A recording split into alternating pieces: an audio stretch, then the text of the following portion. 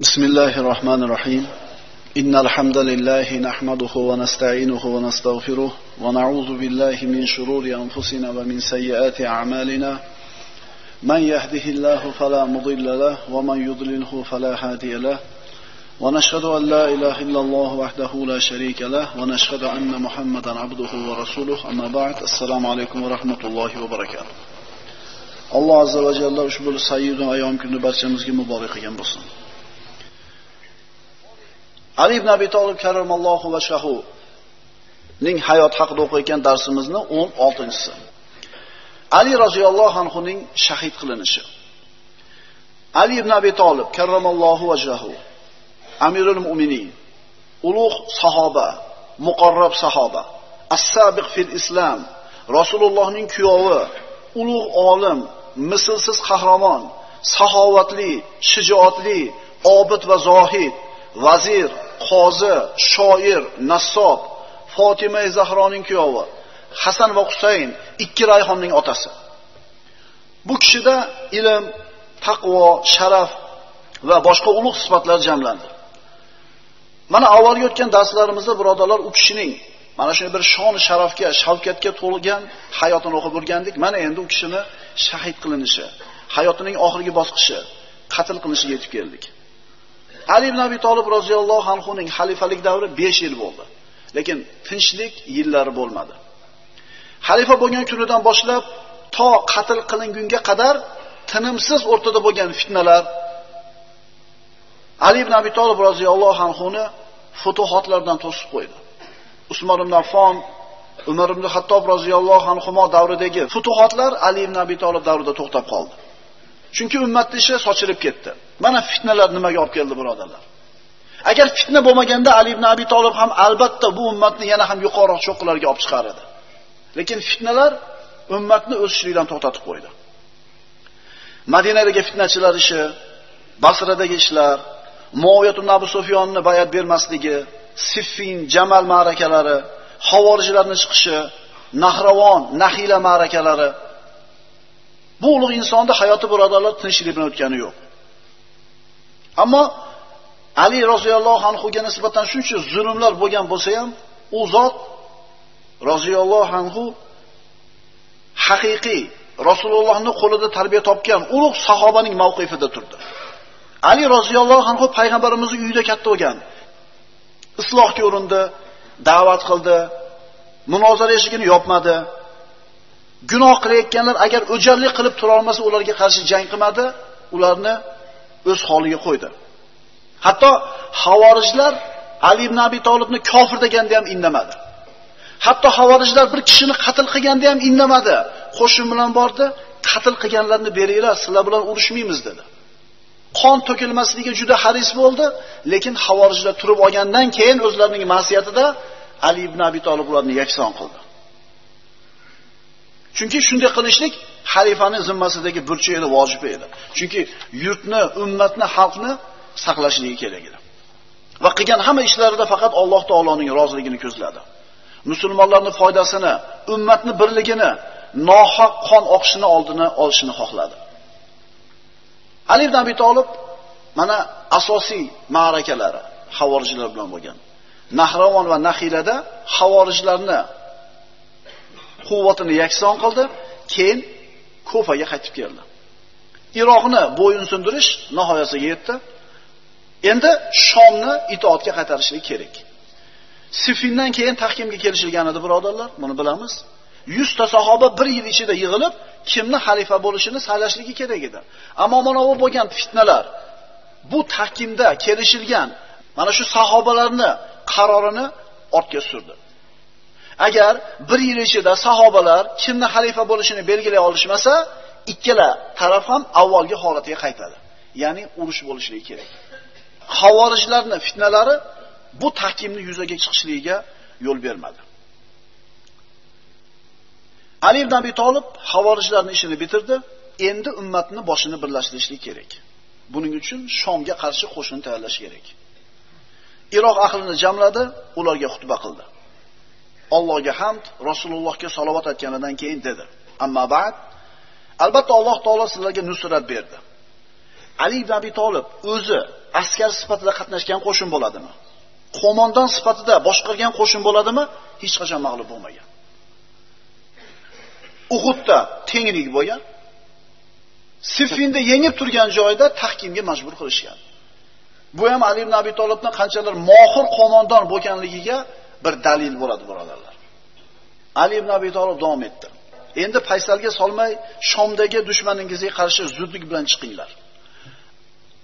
Ali ibn Abi Tolibning bu xutbasi Nahravon va Nahira ma'rakalardan keyin bo'lyapti. Orada vaqt o'tmayapti. Shunda Iroq ahli ikkilandi. Endi zudlik bilan tayyorgarlik qilinglar, Shomga chiqamiz qarshi deyilyapti. Iroqliklar aytishdiki, ey Amirul Mu'minin, o'qlarimiz tamom bo'ldi, qilishlarimiz o'tmas bo'lib ketdi, nayzalarimizning uchlari sindi. Ruxsat bering, uyimizga qaytib ketaylik. Yaxshiroq tayyorgarlik ko'raylik. Jangga chiqishlikdan bosh tortishdi. Imom Tabariy aytadi, Iroq ahli Ali ibn Abi Tolib bilan Shomga qarshi chiqishdan bosh tortdi. Ali roziyallohu anhu ularni ko'ndirishga ko'p urindi, ammo ular ko'nishmadi. Ibn Jarir aytadi, Ali ularni malomat qildi roziyallohu anhu. Tanbeh berdi, qo'rqitdi, Qur'on suralaridagi jihod oyatlarini tilovat qilib berdi.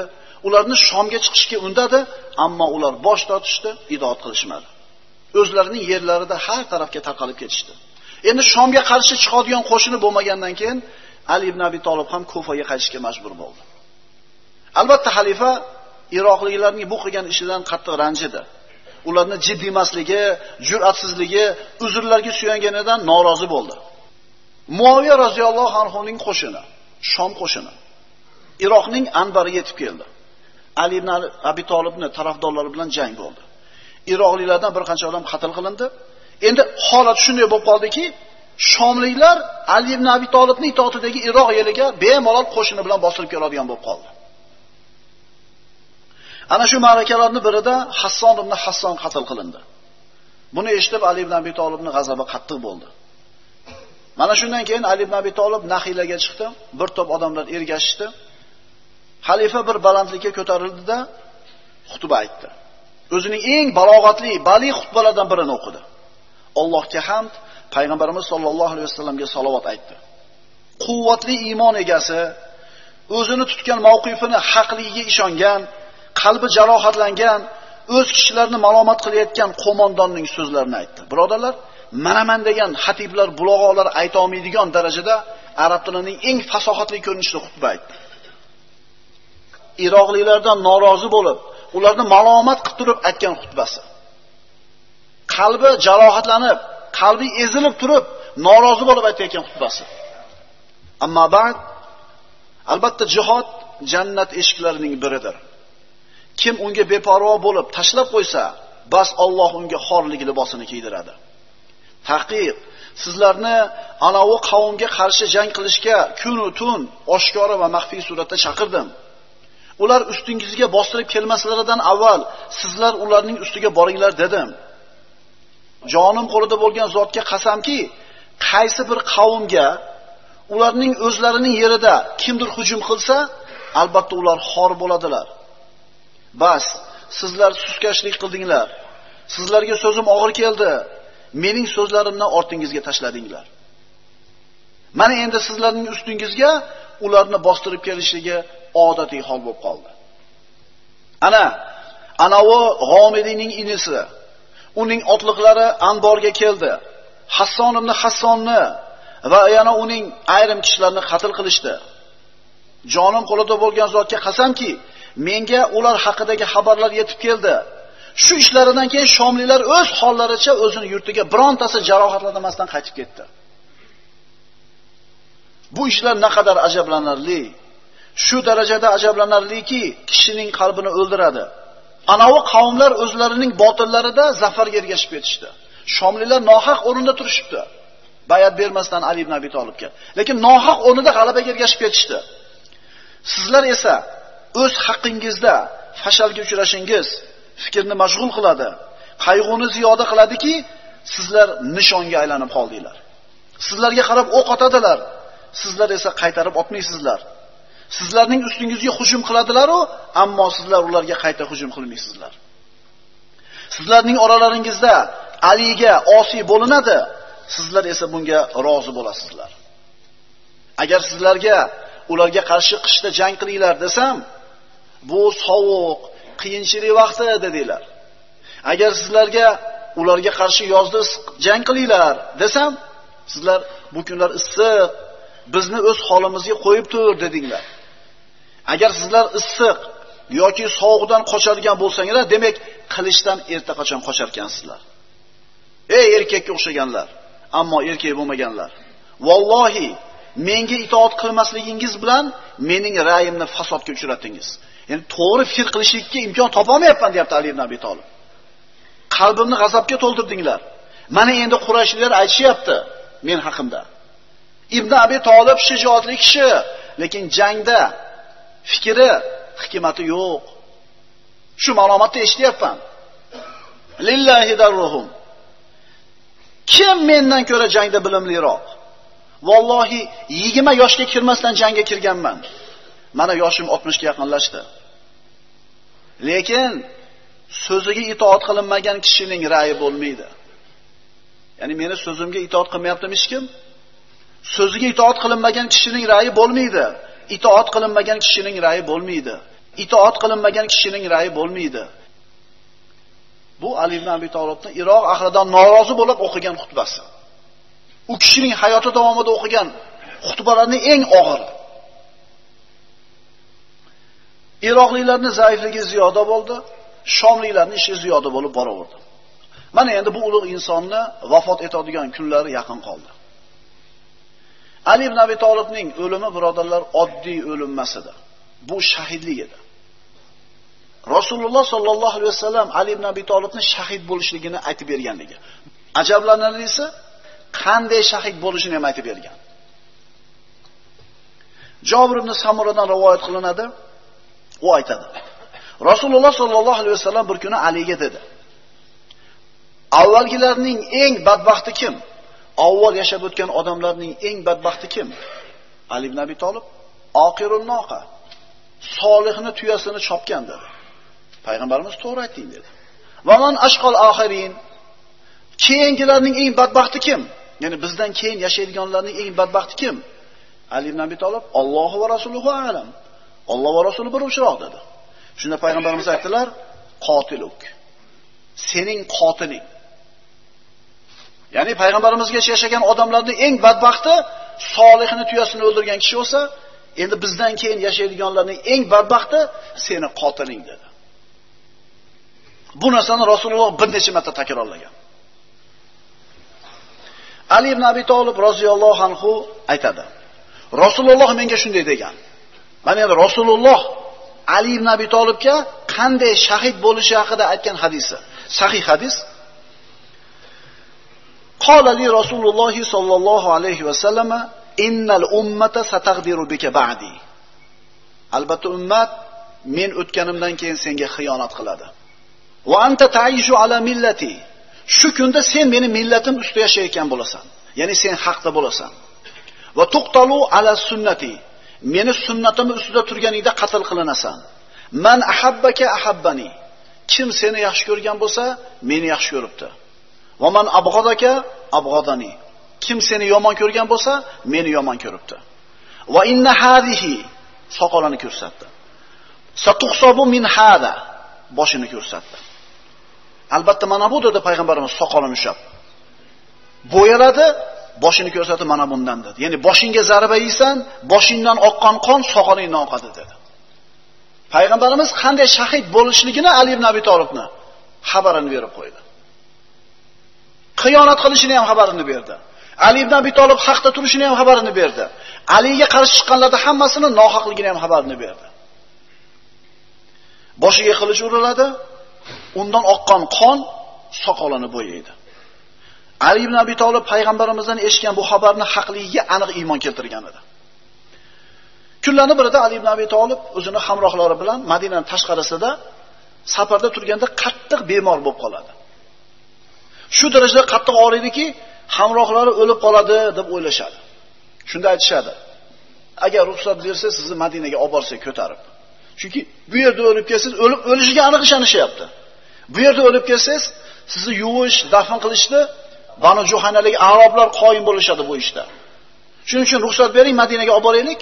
Agar ajalingiz yetsa, u yerda ashoblaringiz bor dedi. Ali ibn Abi Talib aytdi, tamomiy ishonch bilan, men bu kasal tufayli o'lmayman. Albatta Rasululloh menga to amir bo'lmagunimcha, so'ngra mana bu soqoli, mana bundan boshidan oqqan qon bilan bo'yalmagunicha o'lmasligimni xabarni bergandi. Havorijlar bir kun kelib aytgan edi: "Ey Ali, ittaqillaha fa innaka maqtul." Albatta sen o'lasan deyishdi. Ali ibn Abi Talib yo'q, Allohga qasam dedi. Boshiga ishora qilib turib, mana bunga berilgan zarbadan mana bu soqolini ko'rsatib, bo'yalmagunicha o'lmayman dedi. Kelishilgan ahd, hukm qilingan qazo, tahqiq, kim yolg'onchi bo'lsa, bas u noumid bo'pti dedi. Endi Iroqlilarni yordamidan noumid bo'lganidan keyin Ali ibn Abi Talib nima ham qila olardi? Ha, xalifa, ha, Amirul Mu'minin. Ammo so'ziga quloq solmaganda qo'lida nima bir chora bor? Endi Rasululloh bergan bashoratni, shahidlikni kutishlikdan boshqa chorasi qolmadi. Qachon keladi bu shahidlik? Ali ibn Abi Talib aytar edi: mana bundan bo'yaladi. Qachon kelar ekan ana u badbaxt? Qachon meni qatl qilar ekan? Kutishdan boshqa chorasi qolmadi. Buni eshitgan yonidagi hamrohlar aytar edi: "Ey Amirul Mu'minin, kimligini bilsangiz ayting bizga o'shini. Uni ashablari yo'q, urug'chilar bilan yo'q qilib tashlaymiz."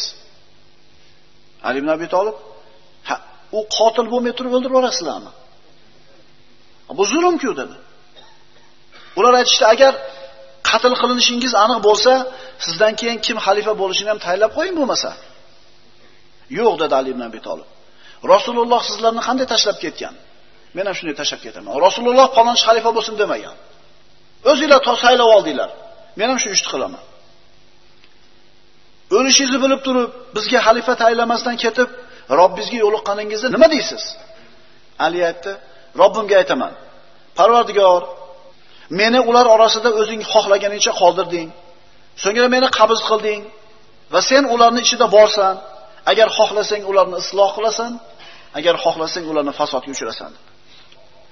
Ali ibn Abi Talib yonida soqchilarning bo'lishigini yaxshi ko'rmas edi. Lekin soqchilar yurardi. Aytardi: "Allohdan kelsa ajal, bular nima qila oladi? Bular nima qila oladi?" Ramazon oyi keldi. Mana shu Ramazon oyida Ali ibn Abi Talib shahid qilindi. Ramazon oyi keldi. Ali roziyallohu anhu bir kecha Hasan roziyallohu anhu uyida iftor qilardi. Bir kecha Husayn roziyallohu anhu uyida va bir kecha Abdulloh ibn Ja'farning uyida iftor qilar edi. 3 luqmadan oshcha narsani yemas edi. Hayron bo'lib so'rashdi: "Nimaga 3 luqmadan oshcha yemaysiz?" "Allohga yo'liqadigan kunimda och bo'lishni istayman. Bunga esa 1 yoki 2 ta kecha qoldi" dedi. Ajalini yaqin qolganini sezgan edi. Rasululloh Robbisiga yo'liqadigan paytda Ali ibn Abi Talib qorni och bo'lishligini xabarini bergan edi. Bir kuni Ali ibn Abi Talib ashablari bilan o'tirar edi. Odamlarga atoyatlar, g'animalardan bir taqsim qilib berayotgan edi. Shunda Abdurrahmon ibn Muljim kirib keldi. Mana shu kishi Ali ibn Abi Talibni qatl qilgan. Unga qarab turib ko'ngli xotirjam bo'lmadi. Unga ham atoyatlardan berishlik buyurildi, berildi, yana ko'paytirib berildi, izzat ikrom ko'rsatildi. So'ngra Ali aytdi: "Ma yahbisu ashqaha an yaghdibaha min a'laha, yaghdibu hadihi min hadihi." Mana bundan bo'yashdan badbaxtni nima to'siyapti deb eshittirib qo'ydim. Ummu Ja'far aytadi: "Men uning qo'liga suv qo'yib berayotgan edim, boshini ko'tarib, soqolini ushladi-da, burniga tortib yetkazib, senga voh bo'lsin, albatta qonga belanasan" dedi. Ya'ni atrofdagi hammaga xabarni berar edi. Ali ibn Abi Talibning qatl qilinishi. Havorijlardan 3 tasi jamlandi. Bular Abdurrahmon ibn Muljim, Burok ibn Abdulloh at-Tamimi, Amr ibn Bakr at-Tamimi. Ular uchalasi o'tirib o'zlarini qatl qilingan birodarlarni eslashdi. Nahravonni, Nahilani, Havorijlardan qatl qilinganlarni yodga olishdi. Ularga rahmlari keldi. So'ngra aytishdi: agar biz jonimizni sotib, anovi zalolat boshliqlarini qatl qilsak, yurtni ulardan xalos qilsak, birodarlarimizning o'chlari va qasoslarini olsak, Ibn Muljim aytdi: men Alini o'ldiraman. Burok aytdi: men Muoviyani qatl qilaman. Amr ibn Bakr aytdi: men Amr ibn al-Osni o'ldiraman. Va'dasidan qaytmaslikka, ikkilanmaslikka bir-birlariga va'da berishdi. Va'dasi ustidan chiqishga yoki shuni ustida o'lib ketishga Allohning nomiga mug'allas, qattiq qasamlarni ichishdi. Qilishlarini olishdi, o'zlariga bir kunni belgilashib oldi. Ramazonning 17-kechasida uchalasi bir vaqtda uchala kishini qatl qilishligi kerak. Uchalasi ham maqsadiga qarab ketdi, shart-sharoitni o'rganishga kirishdi. Ibn Muljim ham mana shu belgilangan vaqtdan ertaroq Kufaga keldi. O'zini bu niyatini hatto o'zida bo'lgan Havorijlarga ham bildirgani yo'q. Tamomiy maxfiy qildi.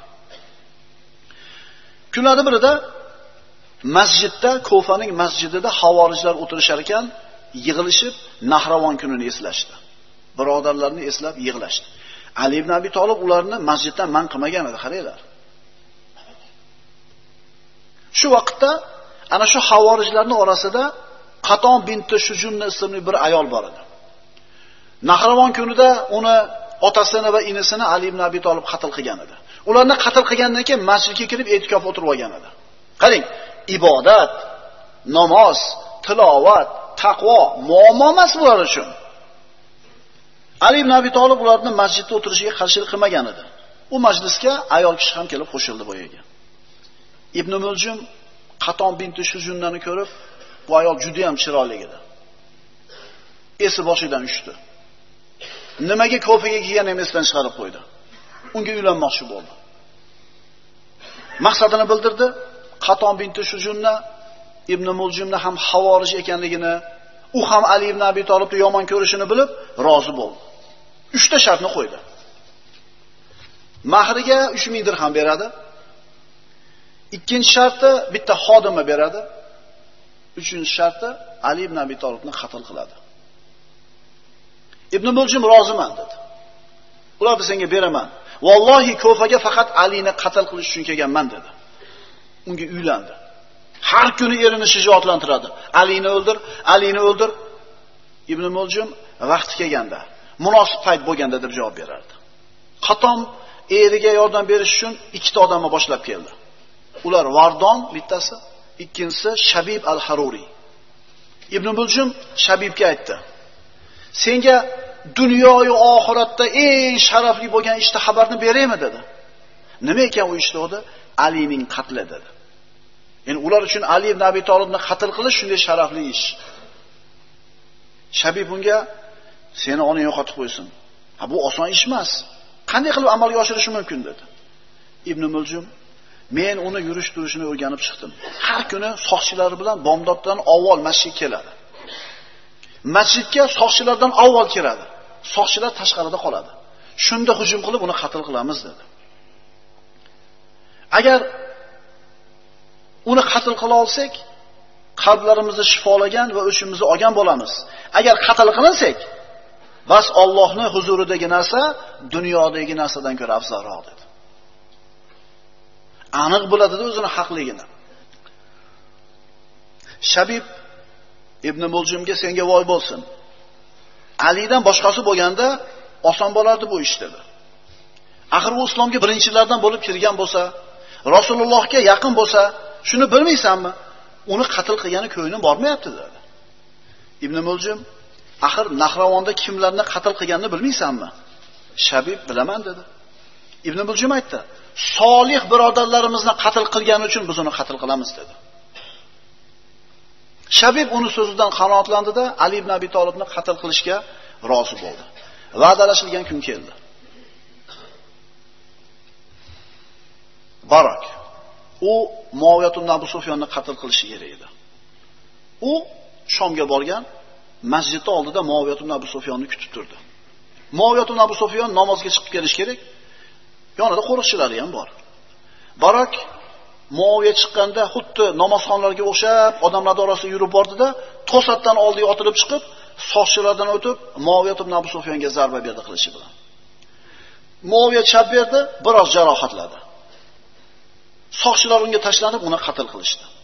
Shunday qilib Muoviya ibn Abu Sufyon tirik qoldi. Amr ibn Bakr u Amr ibn al-Osni qatl qilishligi kerak edi. Amr ibn Bakr ham berkinib turdi, xuddi avvalgilarga o'sha masjidga kelayotganda qatl qilishni reja qildi. Ular uchalasi ham bir vaqtga kelishgan edi, bomdod vaqtiga. U ham boshqa namozxonlarga o'xshab masjid oldida odamlar orasida turdi. Amr ibn Os o'zini soqchilari bilan birga yaqinlashib kelishiga to'satdan hujum qildi-da, Amr ibn Osga qilishi bilan zarba berishga yo'l topdi. Va Amr ibn Osni qatl qildi. Odamlar ushlab olishdi. Shunda ajib ish yuz berdi. O'lgan odamning yuzini ochib qarashuvdi, bu Amr ibn Osning noibi edi. Shu kuni Amr ibn Os betob bo'lib, og'rib, namozga o'tishlikka o'zini noibini chiqargan edi. Amr ibn Bakr shu yerda o'lgan kishini Amr ibn Os emasligini ko'rib, o'zini mashhur so'zini aytdi. Keyinchalik uni bu so'zi zarbul masal bo'lib ketdi.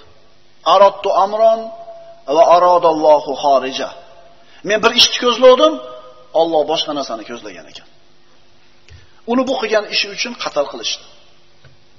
Abdurrahmon ibn Muljim u Ali ibn Abi Talibni qatl qilmoqchi edi.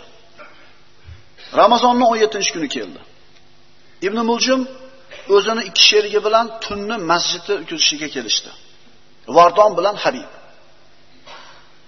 Xuddi qiyomul layl o'qiyotgandek bo'lishadi. Toki Ali ibn Abi Talib kirib kelayotganda eshik tagiga borib tursa, odamlar har xil gumonga bormasin deb tunni bilan namoz o'qishdi. Endi Ali ibn Abi Talib kiradigan paytda namozdan bo'shab, ana shu xalifa kirib keladigan joyda devorga suyanib, kuraklarini devorga suyab kutib turishdi. Tong atganda Ali ibn Abi Talib masjidga qarab chiqdi. Yonida soqchilari ham bor. Endi haligilar uchalasi namozini o'qib bo'lishib kutib turishdi. Ali ibn Abi Talib masjidga kirdida, shu yerda o'tirganlarda bir namozga shijoatlantirishlik uchun ovozini baland qilib, "As-sola, as-sola" deb kirib keldi. Masjidga kirishi bilan Shabib o'rnidan turdida, Ali ibn Abi Talibning boshiga zarba berdi. Uni zarbasi Ali ibn Abi Talibning boshini bir chekkasini shirib o'tdi. Ibn Muljim o'rnidan zudlik bilan turib, qilichi bilan zarba berdi. Ali ibn Abi Talibning boshiga sanchilib qoldi. Va payg'ambarimiz xuddi sifatlab berganidek, mana shu jarohatdan oqqan qon Alining soqolini bo'yadi. Ibn Muljim qichqirdi: "La hukma illa lillah, laysa laka ya Ali va la li ashabik." Hukm qilish faqat Allohning haqqi. Ey Ali, seni ham haqqi emas, seni ashoblaring ham haqqi emas dedi. Ali ibn Abi Talibning boshiga mana shunday zarba berildi, qilich boshiga sanchildi. Lekin Ali ibn Abi Talib shu yerda vafot etmadi. Ibn Muljimni tutib olishdi. Uni meni oldimga olib kelinglar dedi xalifa. Vardon qochib qoldi. Unga Hazramotlik bir kishi yetib borib uni qatl qildi. Shabib esa orada ko'tarilgan g'ala-g'ovurdan foydalanib qochib ketishga imkon topdi. Uni topolmay qolishdi. Ammo Ibn Muljimni tutib olishdi. Ali roziyallohu anhu Ju'da ibn Hubayra ibn Abi Wahbni bomdod namoziga imomlikka o'tishga buyurdi. Aqulu qawli hada va astaghfirulloha li va lakum. Assalomu alaykum va rahmatullohi va barakatuh.